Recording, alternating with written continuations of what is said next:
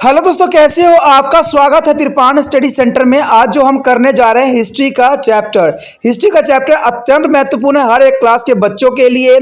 खास तौर पे जो यूपीएससी एग्जाम तैयार करना चाहते हैं तो इस वीडियो का जो है फायदा उठा सकते हैं और ये काफ़ी इंपॉर्टेंट भी उनके लिए रहेगा। चलिए देखते हैं हमारा आज टॉपिक क्या है। हिमालय क्षेत्र। देखिए, हिमालय क्षेत्र के बारे में जानना बहुत ही रोचक रहेगा और इसकी विशेषताओं को जान के और भी आप रोमांचित हो जाओगे, क्योंकि हिमालय आपको पता है कि हिमालय हमारे लिए सबसे इम्पोर्टेंट अपना स्थान रखता है। क्योंकि बहुत से जो चाहे आक्रमणकारी हो, चाहे बहुत से जो यात्री थे असेंट टाइम में जो थे इसी क्षेत्रों का उपयोग किए। और कहते हैं हिमालय जो है हमारे बहुत तरह से जो है फायदेमंद है, क्योंकि ये बहुत सारे हवाओं को जो है इधर आने से रोकती है, बहुत सी घटनाओं को आने से यहाँ रोकती है।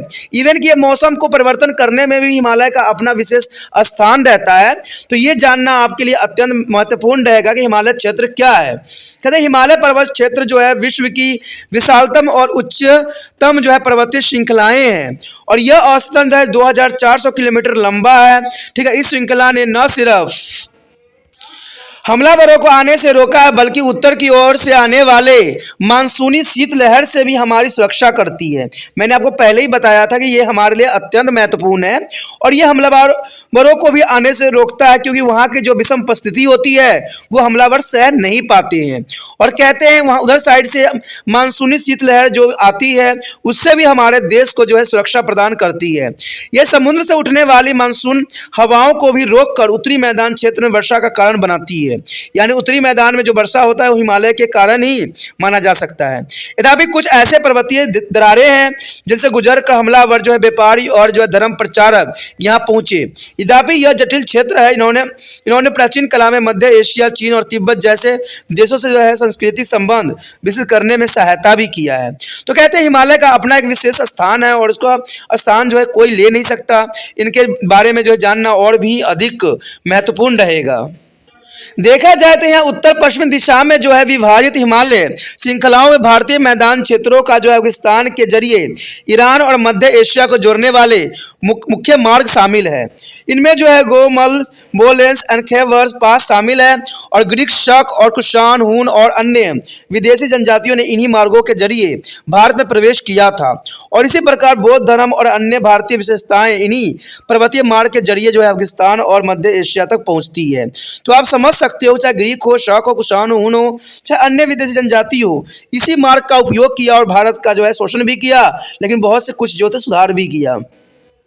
तो देखा जाए तो हिमालय का अपना एक विशेष स्थान है और ये जानना आपके लिए और भी रोचक रहेगा इसकी मैदानी क्षेत्र के बारे में। तो चलिए देखते हैं मैदानी क्षेत्र के बारे में क्या हमारे समक्ष जो है विशेषता है। तो चलिए उत्तर भारत के हम नदियों, तटीय मैदानों के क्षेत्र के विषय में चर्चा करें। यहाँ पर जो हम हिमालय के विषय में चर्चा कर रहे हैं उसमें हम उत्तर भारत की नदी, तटीय और मैदान क्षेत्र के विषय में अगर चर्चा ना करें तो यह अधूरी बात मानी जाएगी। क्योंकि उत्तर भारत का नदी, तटीय, मैदान किस प्रकार है तो ये हिमालय क्षेत्र के रीजन्स में ही आते हैं। हिमालय क्षेत्र के भारत की सिंधु, गंगा और ब्रह्मपुत्र नदियों से जो है प्रभावित 3 नदियाँ तंत्र उपलब्ध कराए हैं। यानी देखा जाए तो यहाँ पर सिंधु, गंगा और ब्रह्मपुत्र नदियाँ जो है हिमालय क्षेत्र से ही जो है उपलब्ध हुई है। और इन नदियों ने अपने अपने क्षेत्रों को उपजाऊ बनाने के साथ साथ यहाँ के स्थायी निवासियों और हमलावरों को भी काफ़ी आकर्षित किया है, क्योंकि यहाँ पर हर तरह से जो थी कंडीशन लोगों के रहने के लिए और उनके सुविधाओं के लिए फेवरेबल थी। इसलिए हर जो है हमलावर यहाँ पर जरूर अपना जो है प्रभाव डालने की कोशिश किया। तो ये काफ़ी इंपॉर्टेंट क्षेत्र है जो सभी हमलावरों को यहाँ आकर्षित किया था। कहते सिंधु नदी के मैदान में क्षेत्रों में पंजाब और जो है सिंध सम्मिलित है। यानी देखा जाए तो सिंधु नदी के मैदानी क्षेत्र में पंजाब और सिंध सम्मिलित है और सिंध नदी की सहयोगी नदियों की सिंचाई ने इस भू क्षेत्र को एक विस्तृत उपजाऊ मैदान बना दिया है, जिसके कारण यह क्षेत्र इस उपमहाद्वीप का खाद्य केंद्र भी बन गया है। और इस कथन का यह कारण है क्योंकि यह क्षेत्र गेहूं की खेती के लिए बहुत ही महत्वपूर्ण है।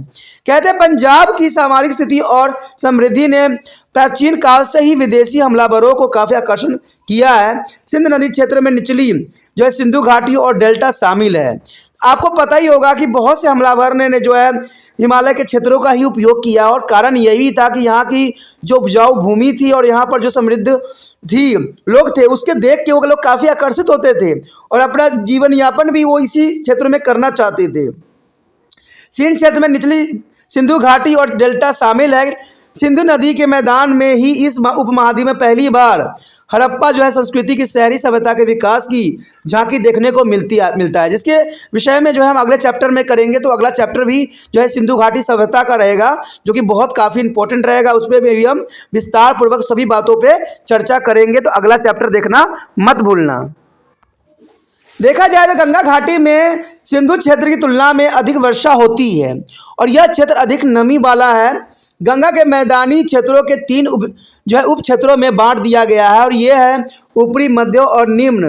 गंगा नदी के ऊपरी क्षेत्र में उत्तर प्रदेश के पश्चिम और दक्षिणी क्षेत्र शामिल है। कहते हैं प्राचीन काल से ही इस क्षेत्र में जो है सांस्कृतिक विकास दिखाई देता है और उत्तर वैदिक युग में यह आर्य का निवास स्थान बन गया था और यहाँ रहकर उन्होंने खेती बाड़ी हर तरह के जो है कार्य करने में सक्षम पाए थे। कहते हैं मध्य गंगा की मैदान क्षेत्र अधिक उपजाऊ है, उसमें जो है पूर्वी उत्तर प्रदेश और बिहार शामिल है। यह वह क्षेत्र है जहाँ 6वीं शताब्दी ईसा पूर्व कौशल, काशी और मगध जैसे महाजनपद ने अपना जो है क्षेत्र स्थापित किए थे। आपको पता ही होगा कि इस क्षेत्र में कौशल, काशी और मगध जो है काफ़ी इम्पोर्टेंट जो है राजाओं ने यहाँ पर राज किया था और भारत के दो प्रमुख धर्म जैसे जैन और बौद्ध धर्म का भी जन्म इन्हीं क्षेत्रों में ही हुआ था। तो ये क्षेत्र काफ़ी महत्वपूर्ण माने जा सकते हैं, धर्म के रिगार्डिंग भी और उपजाऊ क्षेत्र के अनुसार भी। गंगा के निचले मैदान क्षेत्रों में बंगाल क्षेत्र शामिल है और इसका उत्तरी क्षेत्र जो है ब्रह्मपुत्र द्वारा सिंचित क्षेत्र है। कहते हैं भारी वर्षा से यहाँ घने जंगल और दलदलीय भू विकसित हो गई है, जिसके परिणाम स्वरूप जो है शुरू में यहाँ आवास विकसित करने में काफ़ी कठिनाई पैदा हुई थी, क्योंकि आपको पता है हिमालय के क्षेत्र है तो हिमालय के क्षेत्र में रहना संभव नहीं रहता है, क्योंकि यहाँ पर बहुत ही ठंड अधिक पड़ती है और सारे साल रहती है। तो इसलिए यहाँ पर जो है जनजीवन को जो है सेटलमेंट करना बहुत बड़ी कठिनाई थी, लेकिन फिर भी जो है लोगों ने अपना जीवन यापन करने की हर तरह से संभवतः कोशिश किया है और यहाँ पर वो लोग रह भी रहे हैं।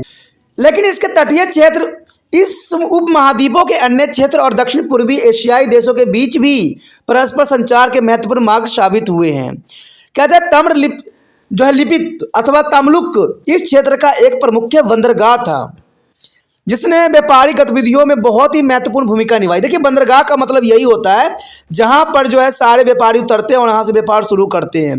देखा जाए तो ईस्ट इंडिया कंपनी के समय जो था कलकत्ता का जो समुद्र किनारा था वो बंदरगाह था, जहां से वो लोग जो सुचारू रूप से अपना कार्य संपलित करते थे। तो ये बंदरगाह बनाना अत्यंत महत्वपूर्ण है, जहाँ पर व्यापारी जो होते हैं अपना व्यापारिक गतिविधियों का जो है चरम सीमा पर पहुँचाते हैं। पूर्वी भारत को जो है महानदी और इसकी अन्य धाराओं द्वारा विकसित तटीय मैदानों के रूप में पहचाना जाता है और इस क्षेत्र के उपजाऊ तटीय क्षेत्र जो है काफ़ी कृषि, समाज और जो है संस्कृति विकास में बहुत काफ़ी योगदान दिया है। अगर देखा जाए तो नंद और मौर्य राजवंशों के काल में भी 4वीं शताब्दी ईस्वी पूर्व यह गंगा सभ्यता के संपर्क में आया था। देखा जाए तो 1000 ईसा पूर्व पश्चात जो है आसपास उड़ीसा की अपनी भाषी और संस्कृति पहचान विकसित होने शुरू हो गए। तो ये बहुत काफ़ी इंपॉर्टेंट बात आता है कि नंद और मौर्य राजवंशों के कालों में जो है गंगा सभ्यता के संपर्क में आया और 1000 ईस्वी पूर्व के आसपास उड़ीसा की अपनी भाषी और संस्कृति पहचान विकसित करने में ये सफल भी हो गए। कहते हैं पश्चिमी भारतीय क्षेत्र में राजस्थान और गुजरात के आधुनिक प्रदेश सम्मिलित हैं। यानी पश्चिमी अगर देखा जाए भारतीय क्षेत्र में राजस्थान और गुजरात का एक अपना महत्वपूर्ण योगदान है। यह अपनी काली मिट्टी की वजह से विशेष पहचान रखता है, यानी काली मिट्टी इन क्षेत्रों में काफ़ी मात्रा में पाई जाती है, जो कपास की खेती के लिए बहुत ही उपयोगी सिद्ध होती है। ये एक बात याद रखना दोस्तों कि काली मिट्टी में कपास की खेती जो होती है बहुत अच्छी होती है। अर्ध क्षेत्रों में घिरा राजस्थान का जो है थार मरुस्थल गंगा के मैदानी क्षेत्र की तरह उपजाऊ नहीं था, इसलिए इस क्षेत्र को जो है कृषि के लिए अधिक उपयोगी नहीं समझा गया। यद्यपि बाद में 18वीं शताब्दी में जो रहट तंत्र यांत्रिक की सिंचाई के विकास के बाद यहाँ अनेक प्रकार की आबादी का निवास शुरू हुआ, क्योंकि उन्होंने जो 8वीं शताब्दी में जो है राहट द्वारा जो है उन्होंने सिंचाई करना सीख लिया, जिसकी वजह से यहाँ पर जो है बहुत से निवासी जो है बस गए, बहुत से लोग आके यहाँ बस गए। गुजरात में साबरमती, माई, नर्मदा और ताप्ती नदी के उपजाऊ मैदान के कारण यहाँ बहुत ही समृद्धि आई है। गुजरात के अधिक लंबे तटीय क्षेत्र में भी अपनी बंदरगाहों के जरिए अन्य देशों में संबंधित विकसित करने में भारी सहयोग भी दिया है और इस क्षेत्र को बहुत ही महत्वपूर्ण जो है समुद्री तटीय बंदरगाह रहे हैं, कहते भाऊ कक्ष और दमदुल भरोच इसके सबसे अच्छा एग्जाम्पल के रूप में देखा जा सकता है। यदि हम यहाँ पर बात करें प्रायद्वीपीय भारत की, तो ये काफ़ी इंपॉर्टेंट बात आता है प्रायद्वीपीय भारत के रिगार्डिंग, यानी पेनिनसुलर ऑफ इंडिया। देखिए प्रायद्वीपीय भारत में दक्षिण का पठार और दक्षिण भारत के समुद्री मैदानी क्षेत्र शामिल है। ठीक है, इसको चित्र में भी आप मानचित्र में भी देख सकते हो। यह पठार जो विंध्य पर्वत श्रृंखलाओं के दक्षिण में स्थित है और इसे 3 मुख्य क्षेत्र में विभाजित किया गया है। अगर आपको पेनिनसुलर का क्वेश्चन आ जाता है कि पेनिनसुलर क्या होता है, प्रायद्वीपीय भारत से आप क्या समझते हैं, प्रायद्वीपीय पठार क्या होता है, तो ये बहुत काफ़ी सुंदर आंसर है जिसको आप समझ सकते हो। ठीक है, तो आपको दिमाग में ये रखना है कि ये जो है दक्षिण का पठार और दक्षिण भारत के समुद्री तटीय मैदान क्षेत्र सम्मिलित होते हैं इसमें, और यह पठार जो है विंध्याचल पर्वत श्रृंखलाओं के दक्षिण में स्थित है और 3 मुख्य क्षेत्रों में विभाजित भी इसको किया जाता है, जिसमें अधिकतर जो है महाराष्ट्र, आंध्र प्रदेश और कर्नाटक के आधुनिक प्रदेश आते हैं। कहते तांबे और पत्थर के औजारों का जो उपयोग करने वाले लोगों का जो है ताम्र पाषाण युगीन स्थल ज़्यादातर यहीं पर पाए गए हैं, यानी ताम्र पाषाण युगीन के समय में जो हमें मिले हैं औजार उन इन्हीं क्षेत्र में मिले हैं। कर्नाटक में दक्षिण पश्चिमी दक्कन क्षेत्र भी सम्मिलित है और यह जल और अन्य संसाधनों की जो उपलब्धता के लिए अधिक सुविधाजनक रहा है।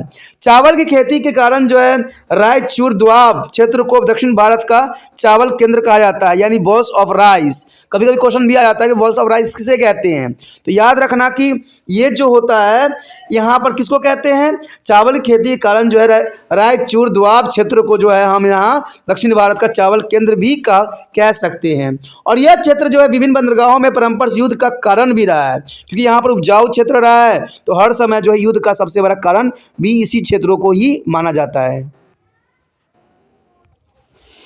यह क्षेत्र विभिन्न बंदरगाहों में परस्पर युद्ध का कारण रहा। ऐतिहासिक काल से ही इन क्षेत्रों में लोगों का निवास रहा, यानी काफ़ी अच्छा यहाँ पर क्षेत्र होने के कारण, यहाँ पर उपजाऊ होने के कारण सभी लोगों का ये क्षेत्र है मनपसंद रहा है।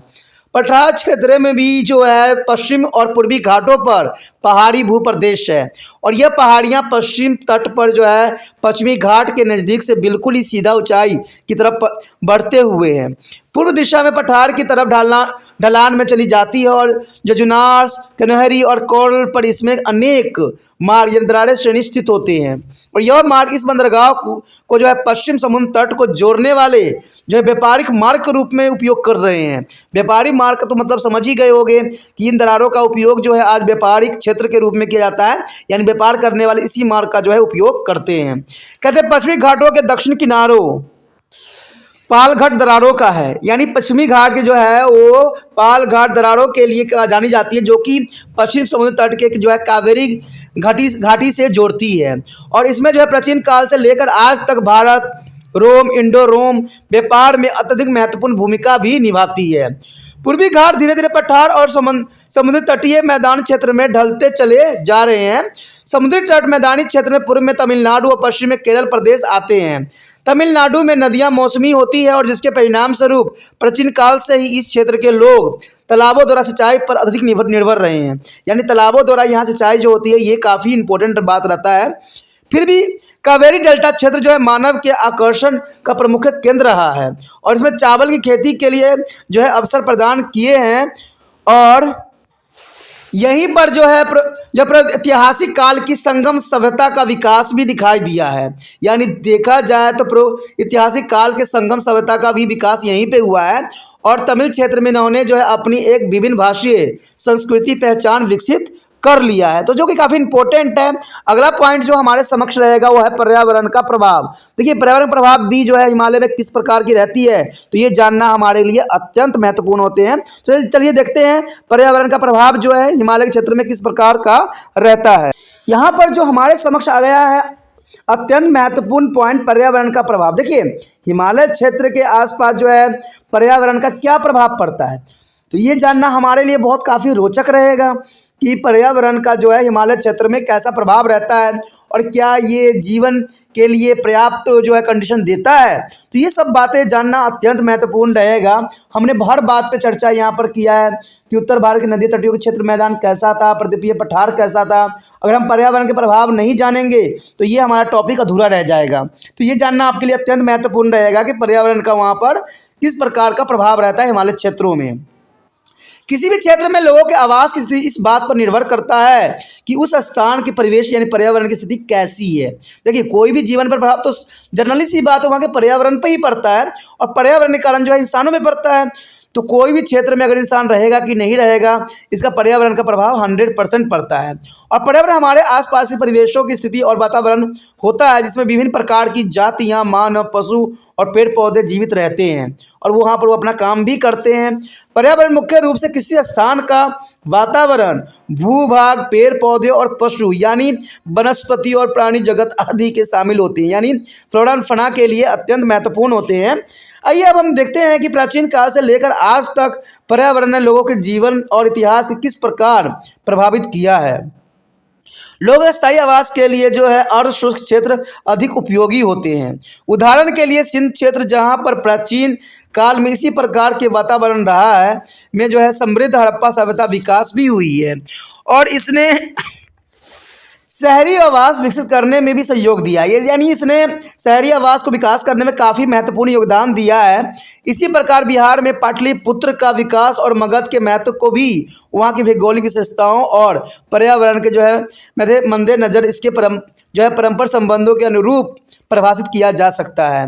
पाटलिपुत्र गंगा और सोन और गंडक नदी से जो है घिरा था, जिन्होंने इस स्थान को जो है नैसर्गिक सुरक्षा प्रदान करने के साथ साथ जो है आंतरिक संचार की सुविधा को भी उपलब्ध करवाई थी। इसके अतिरिक्त उपजाऊ जो है सिंध गंगा के मैदान क्षेत्र ने भी यहाँ धनी आबादी के विकास बनाए रखने में सहायता किया है। अगर आपको समझ हो इस बात का हो कि इंसान वहाँ निवास करते हैं जहाँ पर उनको हर तरह के जो है पर्यावरण संतुलन मिलता हो, वहाँ पर रहने लायक स्थिति हो, तो ऐसे क्षेत्र जो होते हैं काफ़ी उपजाऊ क्षेत्र में भी आ जाते हैं। और यहाँ पर जो है काफ़ी उपजाऊ होने के कारण धनी आबादी होना एक स्वाभाविक बात रहती है।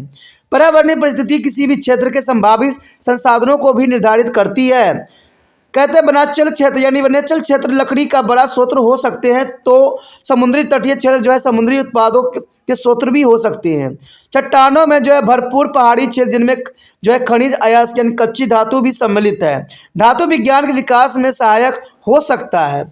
जैसे मगध जो है लोहे की कच्ची खानों के नज़दीक और छोटा नागपुर पठार के क्षेत्र में पत्थरों के स्रोत यानी उद्गम स्थानों और लकड़ी के क्षेत्र के नज़दीक स्थित होते हैं। तो बड़े बड़े जो उद्योग होते हैं उन क्षेत्रों में लगाए जाते हैं जहां पर कच्चे माल जो है आसानी से उपलब्ध हो।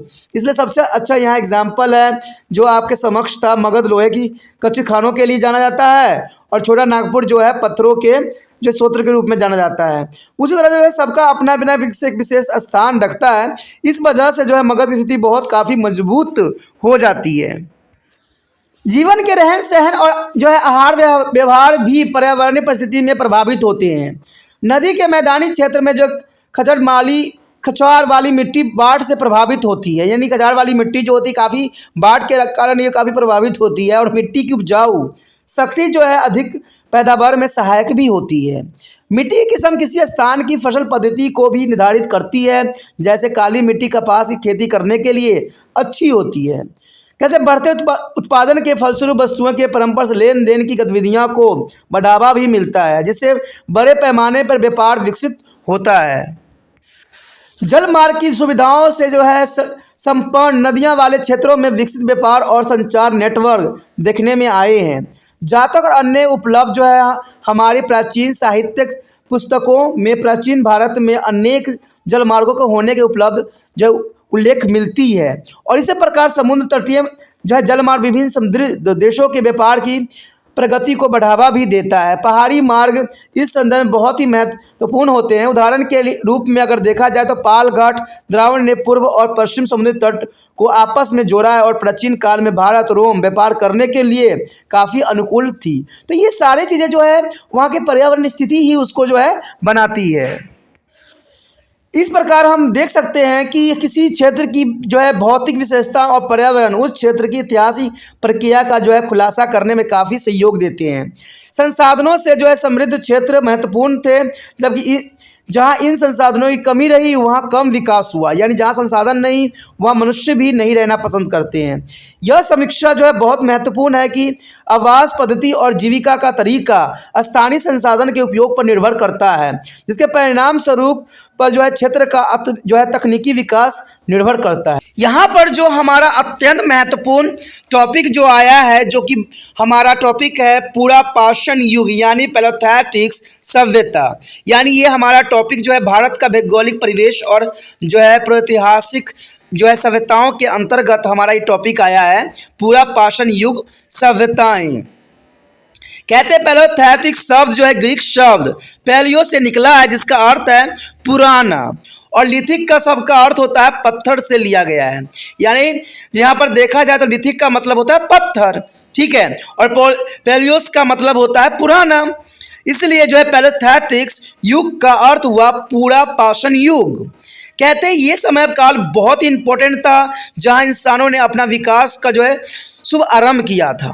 पुरातत्वविदों ने इस सभ्यता का जो है कालखंड 2 मिलियन वर्ष पूर्व अत्यंत न्यूनतम युग यानी जो प्लेटोस्टीन एज को बताया है। प्लेटोस्टीन काल इस युग का वह भौगोलिक काल है जब धरती की सतह बर्फ से बिल्कुल ही ढकी हुई थी और मौसम इतना ठंडा था कि मनुष्य अथवा वनस्पति किसी का भी जीवित रहना संभव नहीं था। लेकिन फिर भी उष्णकटिबंधीय क्षेत्र में जहां बर्फ पिघल गई थी, मानव की जो है प्रागैतिहासिक जातियां जीवित रह सकती थी। लोग पहाड़ी चट्टानों के आसपास रहते थे और अपनी सुरक्षा के लिए सिर्फ पत्थर से बने औजारों का ही प्रयोग किया करते थे। फिर भी औजार बनाने के लिए प्रयोग की जाने वाली कच्ची सामग्री का चुनाव एक क्षेत्र से दूसरे क्षेत्र में भिन्न होता था और इस सामग्री की उपलब्धता पर निर्भर होता था। जैसे महाराष्ट्र क्षेत्र में उपलब्ध बेसलॉट और कर्नाटक क्षेत्र में पाए जाने वाला चूना पत्थर। औजारों की किस्म और उन्हें गढ़ने की तकनीक की जो है प्रतीक प्राकृतिक आधार पर जो है पैलियोलिथिक सभ्यताएं यानी पाषाण युगीन सभ्यताओं को 3 चरणों में विभाजित किया गया है। एक तो था आरंभिक अथवा पूरा पाषाण युग यानी अर्ली पैलियोलिथिक कहते थे, एक जो था मध्य पाषाण युग जिसको मिडल पैलियोलिथिक एज कहते थे, और उसके बाद था उन्नत या उच्च पाषाण युग। तो इसको 3 भागों में जो है विभक्त किया गया है, जो कि काफ़ी इंपॉर्टेंट यहाँ पर रहेगा और काफ़ी दिलचस्प भी रहेगा। देखा जाए तो हमारा पहला पॉइंट यही सी बात को दर्शाता है कि पूरा पाषाण युग यानी पैलियोलिथिक के औजार कैसे थे। पूरा पाषाण युग चरण में मुख्य औजार थे हाथ की कुल्हाड़ी, गडासा और काटने के लिए औजार थे। ये औजार बहुत ही बेढंगे और भारी होते थे और पत्थरों से बनाए गए थे और धीरे धीरे नुकीले और हल्के औजार भी बनाए जाने लग गए। तो कह सकते हो कि उस समय बनाने का जो पद्धति थी वो बेढंग था और काफ़ी हैवी होता था, क्योंकि उस समय उनको इस बात की समझ नहीं थी कि जो हमारा औजार हो कैसा हो। मध्य पाषाण युग के मुख्य औजार थे जो खपचियों की तरह से चपटे औजार होते थे। उत्तर पाषाण युग में जो मूल्यतः जो तक्षीण बुरेंस और कुदेरने वाले स्पोल्स औजार हुआ करते थे, जो कि हम डायग्राम में भी देखेंगे। यहाँ पर आपके समक्ष जो है क्लियर दिख रहा होगा कि पूरा पाषाण युग के काटने वाले औजार और हाथ की कुल्हाड़ी किस प्रकार के बनाए जाते थे। अगर आप देखोगे तो बहुत ही ये बेढंगे हैं और बहुत काफ़ी हैवी भी है और काफ़ी ये जो है उनके लिए उपयोगी सिद्ध भी होता था। तो ये औजारें साफ बताते हैं कि उनका जो टेक्निक थी बहुत साधारण थी, सिर्फ अपने बचाव के लिए इन तरह के जो है पत्थरों का वो लोग इस्तेमाल किया करते थे, क्योंकि उस समय उनकी इतनी बुद्धि नहीं थी, इसलिए इस तरह के औजार का जो है उपयोग करना एक स्वाभाविक बात बन गई थी। उसके पश्चात यहाँ पर आता है मध्य पाषाण युग के काटने वाले औजार और हाथ की कुल्हाड़ी। देखिए इसमें थोड़ा सा विकास हुआ, थोड़ा विकसित बनाया उन्होंने। बेशक ये हैवी थी लेकिन फिर भी बहुत काफ़ी जो है इनके लिए इम्पोर्टेंट था और ये कई शेप में आपको नज़र आ रहा होगा जो कि काफ़ी इम्पोर्टेंट है। ये जो औजार थे उस समय के लिए बहुत काफ़ी इम्पोर्टेंट होते थे और ये कई तरह के जो है उनके लिए हेल्पफुल भी था। तो इस तरह के औजार का विकास करना उनके जो है जीवन का उन्नति का पहला जो है सबूत के रूप में देखा जा सकता है। उसके पश्चात आता है उत्तर पाषाण युग के काटने वाले औजार और जो है हाथ वाली कुल्हाड़ी। देखिए ये जो था और भी विकास की जो है कगार पे वो लोग आ गए और काफ़ी जो है थोड़ा सा विकसित नज़र आने लग गया। यानी देखा जाए तो समय के साथ बदलाव होना काफ़ी इम्पोर्टेंट था और उनके औजार में भी इन बातों की झलक हमें साफ दिखाई देती है। अब इन औजारों की कुछ विशेषता अगर हम जानें कि आखिर इसकी विशेषता क्या थी तो ये हमारे लिए काफ़ी दिलचस्प रहेगा।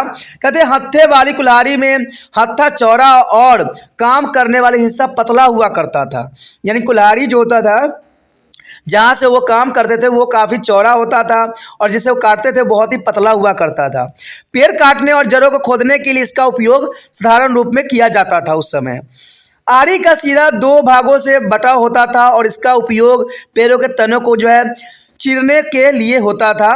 गड़ासा का एक मुख्य औजार था जिसका काम करने का एक ही सिरा होता था और इसे काटने का काम करने के लिए उपयोग में लाया जाता था। बुरीन तक्ष पतली खपचियों तथा ब्लेडों की तरह होती थी और इसका उपयोग नरम पत्थरों और हड्डियों या चट्टानों पर खुदाई के काम के लिए किया जाता था। छीलने वाले औजार स्कोप्स भी पतली खपचियों के बने होते थे और पैरों के छाले और पशुओं और चमड़ी प्राप्त करने के लिए तथा छीलने के काम के लिए इसका उपयोग साधारण रूप से किया जाता था। ये काफ़ी इंपॉर्टेंट औजार थे जो उस समय के लोगों के लिए अत्यंत महत्वपूर्ण थे और काफ़ी उपयोगी भी थे। उसके पश्चात हमारे समक्ष है पाषाण युगीन स्थानों के भौगोलिक विभाजन।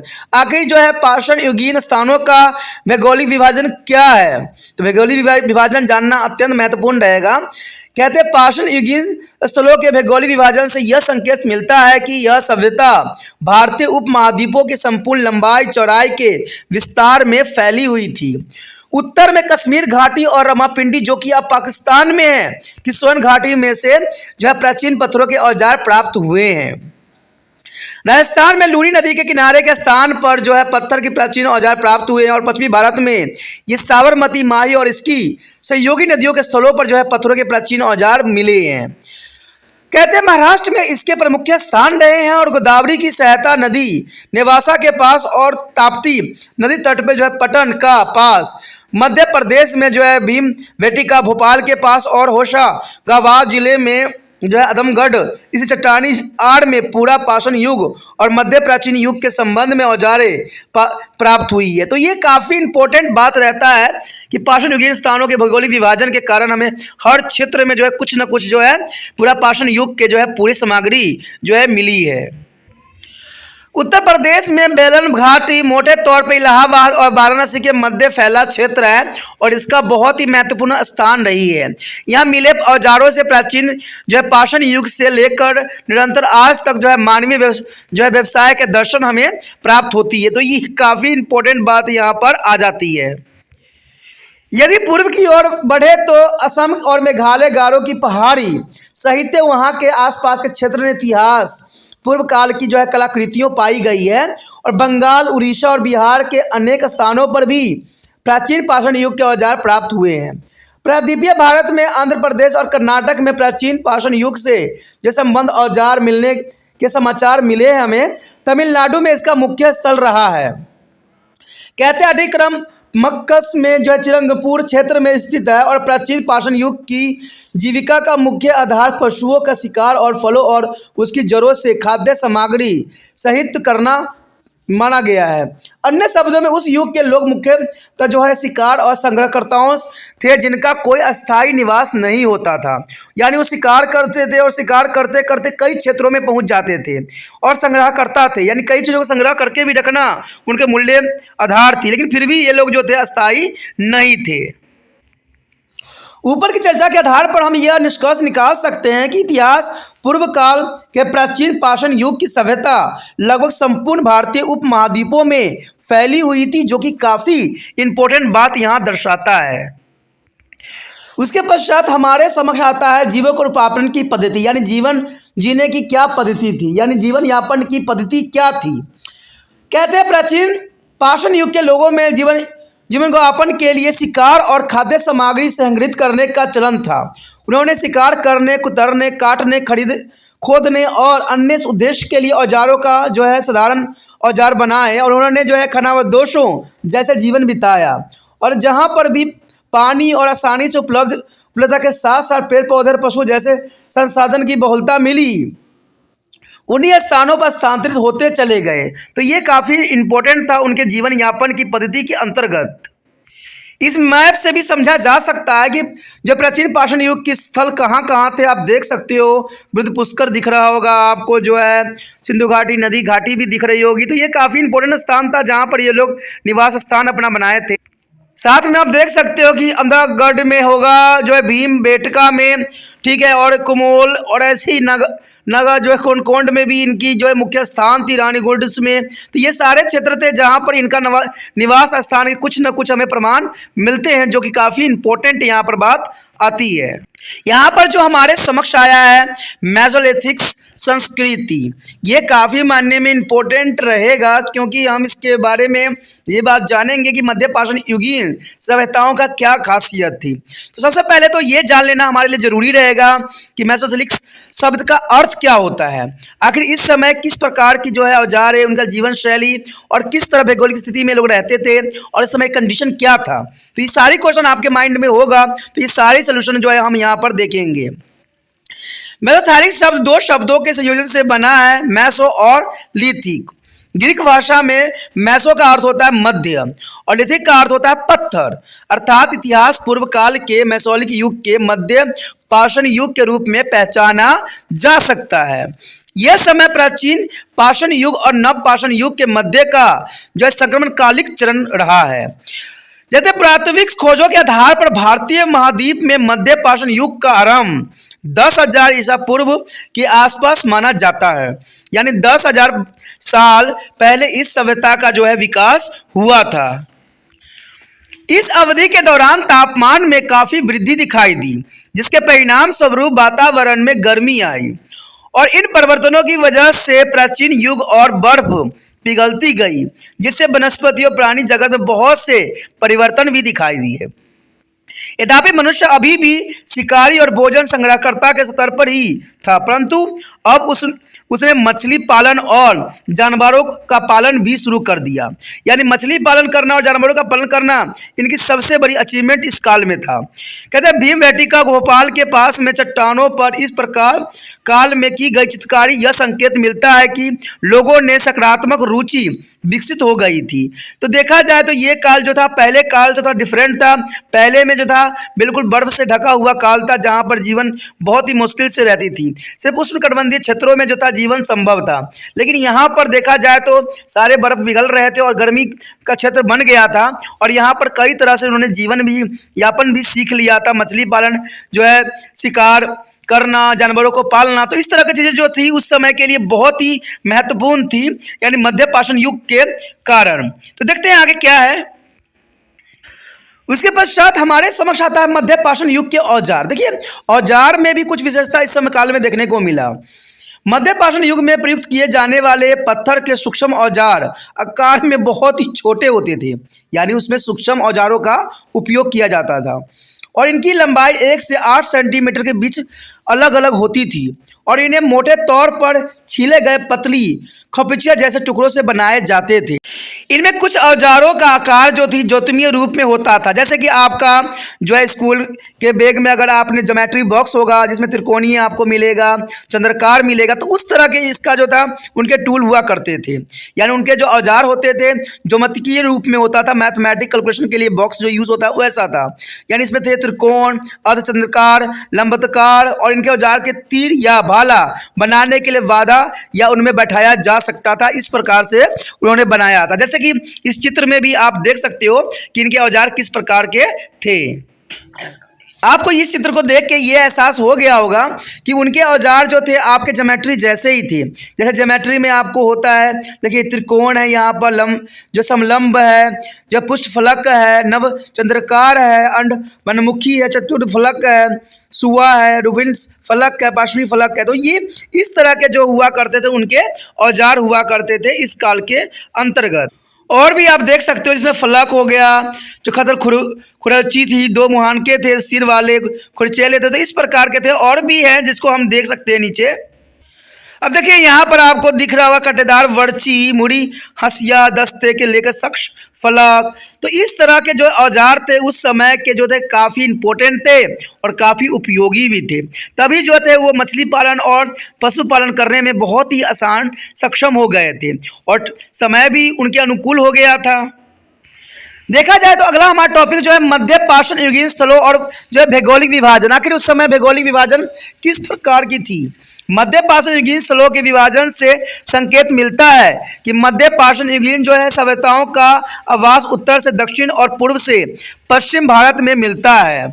इस सभ्यता के प्रमुख स्थल थे गुजरात में जो है लंगरनास जिला होम संग्राम, और मध्य प्रदेश में जो है भीम बेटका जो है भोपाल के पास है, और उत्तर प्रदेश में जो है चौपानी मांडे यानी इलाहाबाद के पास वेलन घाटी, और पश्चिम बंगाल में जो था बीरभापुर था, जिला वर्धमान था, और कर्नाटक में जो है था संगनाकालू जिला जो था बेल्लारी, और दक्षिण तमिलनाडु में जो है तूतीकोरिन। सो ये सारे चीज़ें जो थी काफ़ी इंपॉर्टेंट थी, जिसको जानना आपके लिए काफ़ी इंपॉर्टेंट था। उसके पश्चात हमारे समक्ष आता है जीवन यापन की पद्धति। देखिए जीवन यापन की पद्धति उनका किस प्रकार से था। कहते हैं ये समय जो था थोड़ा सा गर्म था, थोड़ा सा रहने लायक बन गया था, बर्फ़ पिघल रहे थे, तो उस समय जीवन यापन की कुछ पद्धतियाँ जो उन्होंने जाना और समझा वो अत्यंत महत्वपूर्ण थी। मध्य पाषाण युग के लोग सभी भी अपना जीवन को यापन शिकार और संग्रह से करते थे, यानी उनका जीवन का जो मेन यापन होती थी वो शिकार होता था या संग्रह से किया करते थे।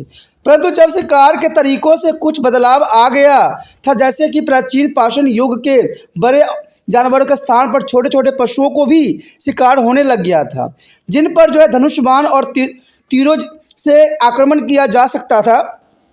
इसके अतिरिक्त जो है मछली पालन और पक्षियों के शिकार को भी महत्व दिया जाने लग गया था।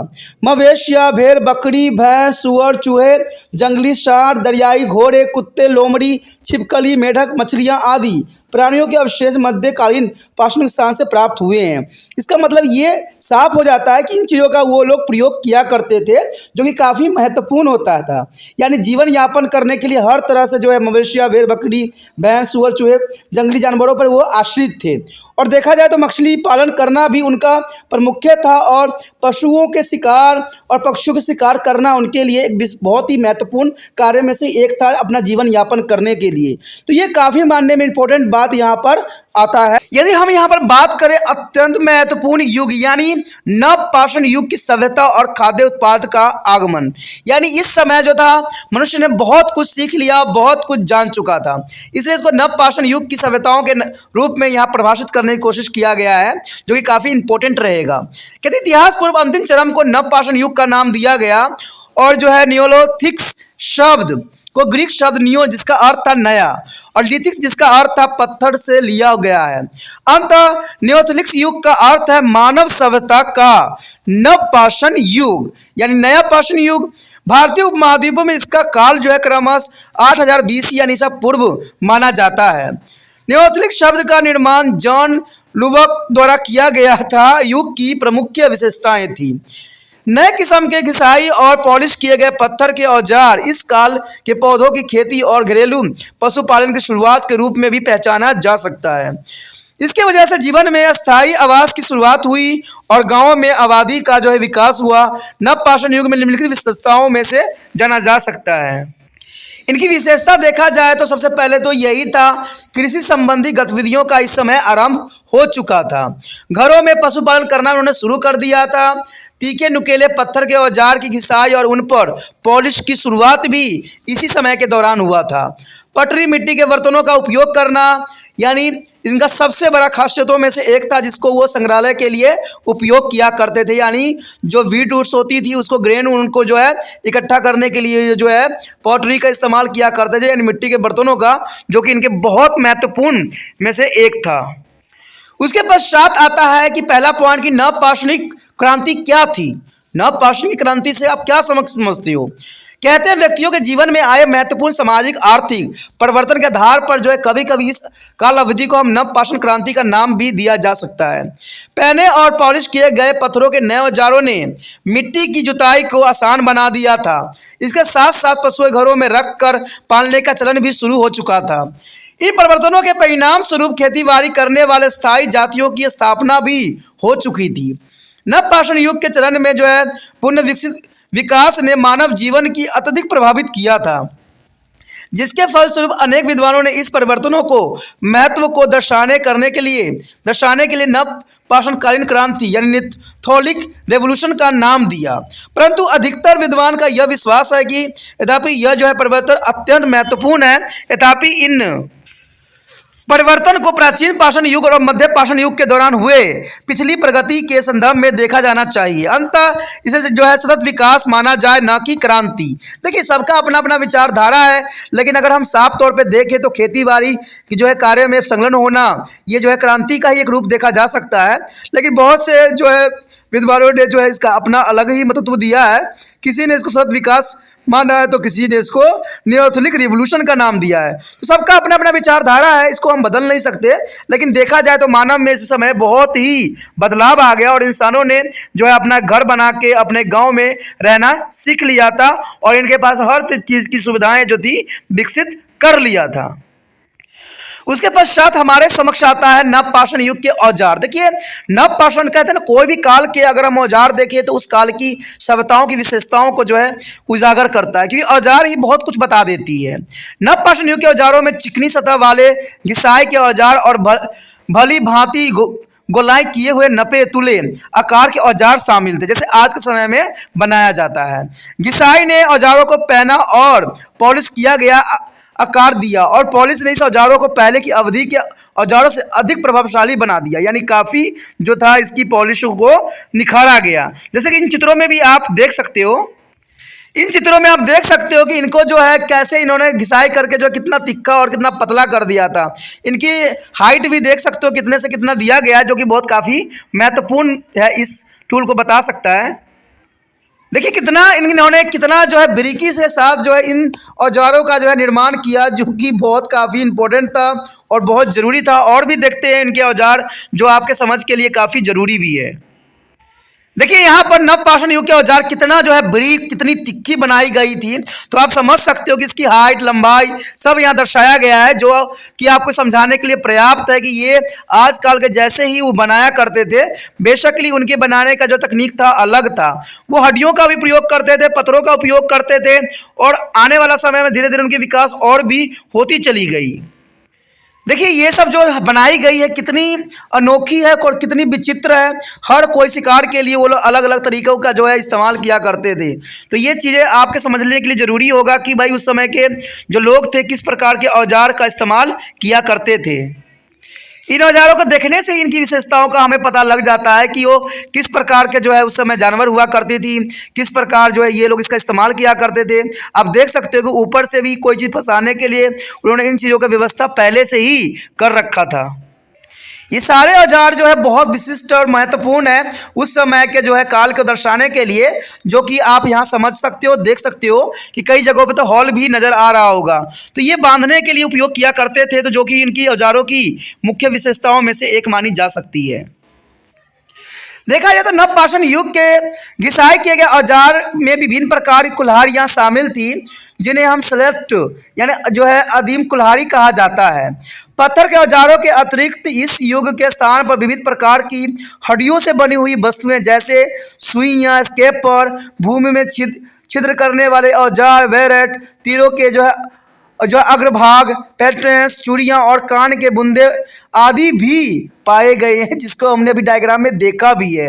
ये सारे के सारे अत्यंत महत्वपूर्ण डायग्राम थे, जिसको ये दर्शाता था कि इस समय जो है नियोलिथिक एज में किस प्रकार के लोग जो थे विकसित हो चुके थे और उनका रहन सहन, उनके औजार किस प्रकार के थे।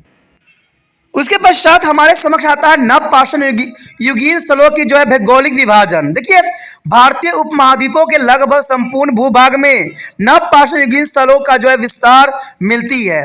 उत्तर पश्चिम क्षेत्र में जो बलुचिस्तान के कच्ची मैदानी क्षेत्र में जो है मेहरागढ़ ऐसी ही एक उत्कृष्ट स्थल है।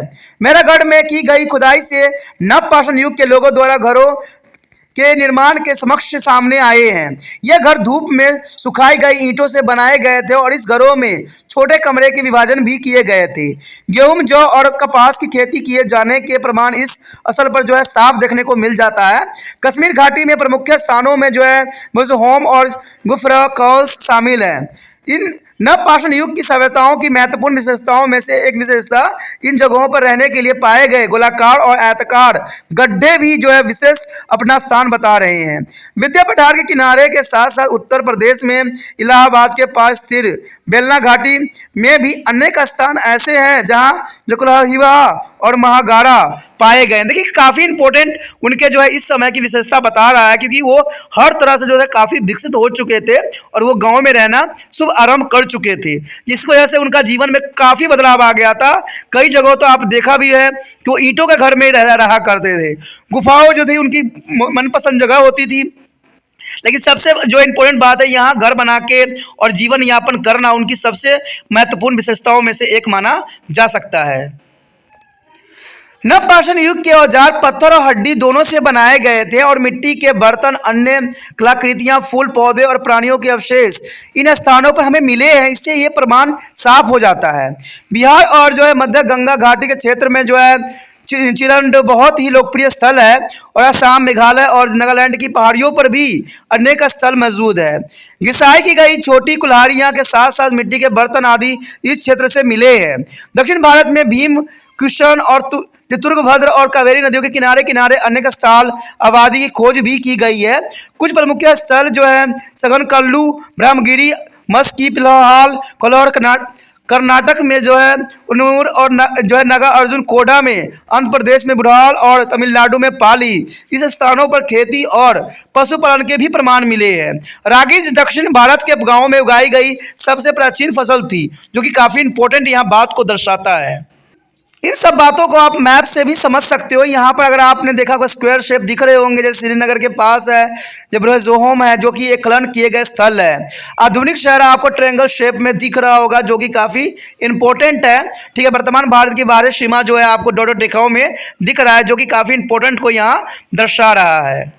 ठीक है, इस बात को आप देख सकते हो कि पूरे भारत में जो है इनकी काफ़ी जो है स्थल थी, लेकिन सबसे अधिक जो है चरने की साइड आप देख सकते हो कितने सारे जो है यहाँ पर जगह को जो है स्क्वायर शेप में दिखाया गया है, जिसमें नागा अर्जुन कोडा भी आपको नजर आ रहा होगा, जो कि बहुत काफ़ी इंपॉर्टेंट बात को दर्शा रहा है। लेकिन दोस्तों इस सारी पॉइंट को दिखाना बताना संभव नहीं है, क्योंकि टाइम का भी यहाँ पर बहुत ही प्रतिबंध होता है। उसके पश्चात हमारे समक्ष आता है जीवन कृपाण की पद्धति, यानी जीवन जीने की क्या पद्धति थी।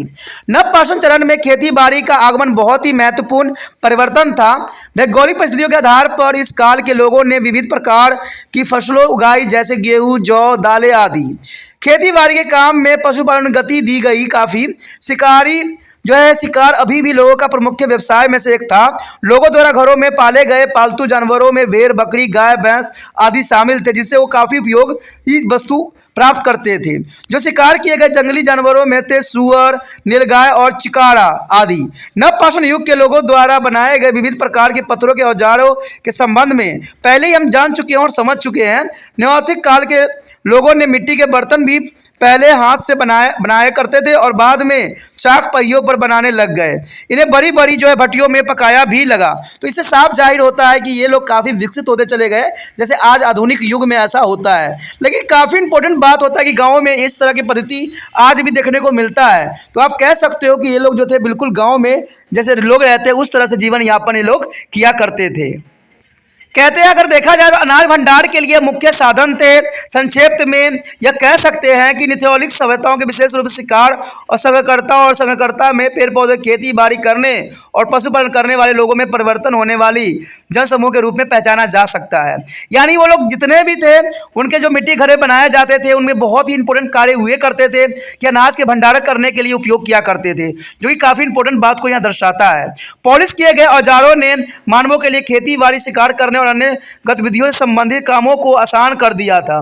इसके परिणाम स्वरूप खाद्य संसाधनों की बहुलता में उपलब्धता से जनसंख्या में भी बढ़ोतरी दर्ज की गई और बढ़ती आबादी के कारण गांवों के स्थायी आबादियों में भी वृद्धि हुई। नवपाषाण युग की सभ्यताओं ने ऐसी परिस्थितियां पैदा कर दी जिसके बाद के समय में शहरों और कस्बों के विकास में सहायता मिला। तो आज के समय गाँव अगर देखोगे तो कुछ हद तक इसी तरह से नजर आएगा।